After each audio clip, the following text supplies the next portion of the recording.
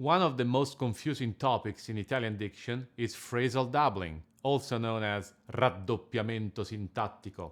Phrasal doubling is where the first consonant of a word is doubled when it is preceded by a certain word.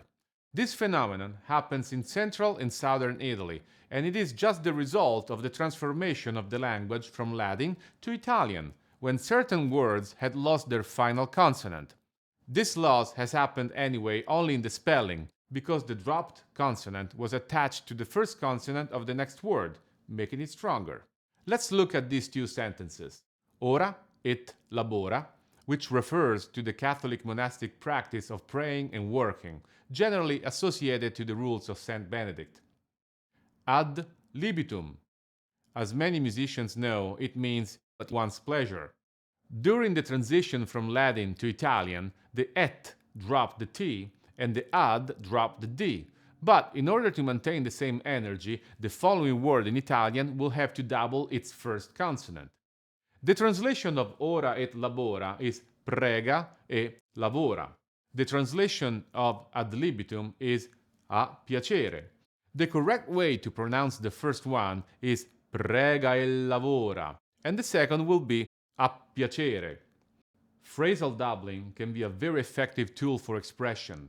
We know that double consonants carry emotions, and by using phrasal doubling, we create more chances for expression.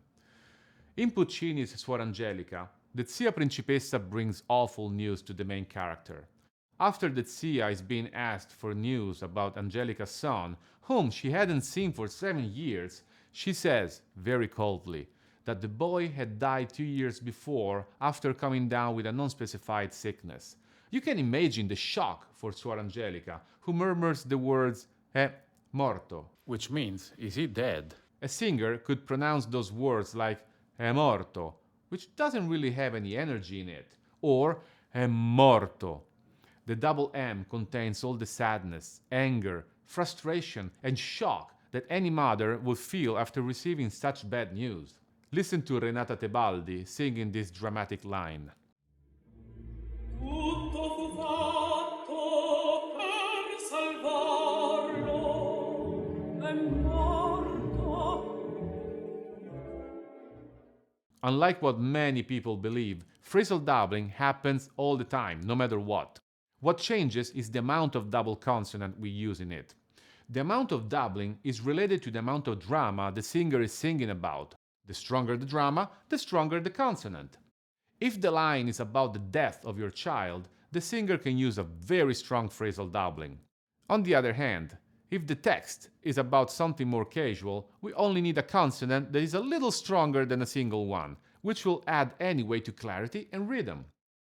In Mozart's Così fan tutte, the first recit between Fiordiligi and Dorabella is a casual, relaxed conversation between two sisters who have not a war in the world. One of Fiordiligi's lines is Se sapessi che burla gli vo far, which contains 3 phrasal doublings, the S in sapessi, the B in burla, and the F in far. Listen to the difference between not using phrasal doubling versus using it. Se sapessi che burla gli vo far.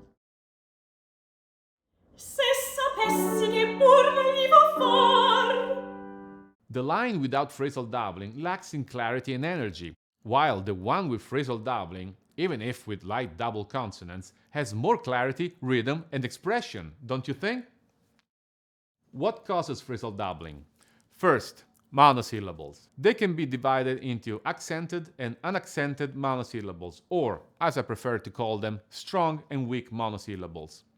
Strong monosyllables are always stressed in a sentence and cause phrasal doubling, while weak monosyllables are never stressed and never cause phrasal doubling.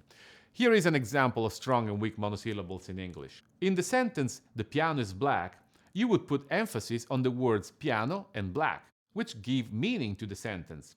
You could even highlight the verb to be in case you needed to. The piano is black. But would you ever say the piano is black? That's because definite articles are very important in grammar, but not as necessary in the meaning of the sentence. Since the list of strong monosyllables is very long and difficult to remember, here is a shorter list of weak monosyllables. Definite articles, il, lo, la, I, gli, le. Certain pronouns mi, ti, ci, si, vi, di, li.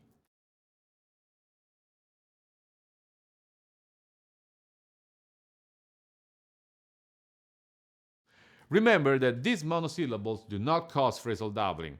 Any other monosyllable will do. Careful with monosyllables that look like weak ones but are not.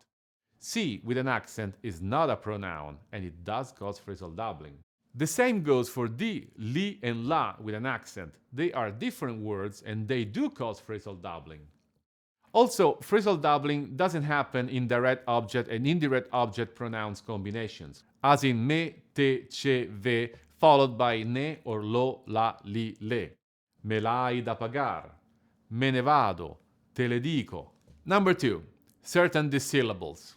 Come, dove, ove, qualche, contra, sopra, and sopra. In Mozart's Le Nozze di Figaro, the Countess sings about the loss of the romantic moments with her husband, now more focused in courting all the women in the palace. She sings, Dove sono I bei momenti? Where are those beautiful moments? And the correct pronunciation of the first two words is dove sono. Number 3. Polysyllables with a stress on the final vowel. A final accented vowel is always chopped, so that causes the doubling of the next consonant. Vatican City in Rome is called the Holy City, and the Italian for it is Città Santa. Città ends with a stress and it causes the doubling of the next consonant, so the correct pronunciation will be Città Santa. And last, number 4, the words Dio, Dei, Dea, De, and Maria, as in the Mother of Jesus Christ. The religious feeling is really strong in Italy, and anytime the name of God is used, or Maria, as in the Mother of Jesus, the first consonant will have to be doubled. Of course, this can happen only if it is preceded by a vowel. How could a consonant be doubled after another consonant? Remember that double consonants are defined by the short vowel before them.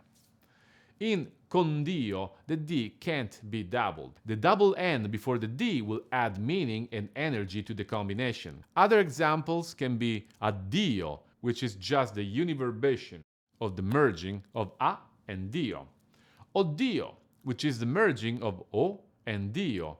And Ave Maria, as in Desdemona's prayer in Verdi's Otello. The correct pronunciation of these words is Ave Maria. To recap, weak monosyllables don't cause phrasal doubling. Every other monosyllable do. The dissyllables come, dove, ove, qualche, contra, sopra, sovra do cause phrasal doubling. Polysyllables ending with a stressed vowel do cause phrasal doubling. The words Dio, Dei, Dea, De, and Maria, as in the Mother of Jesus, double themselves, only if preceded by a vowel. Thank you for your attention and arrivederci. Please don't forget to subscribe to receive updates about new videos.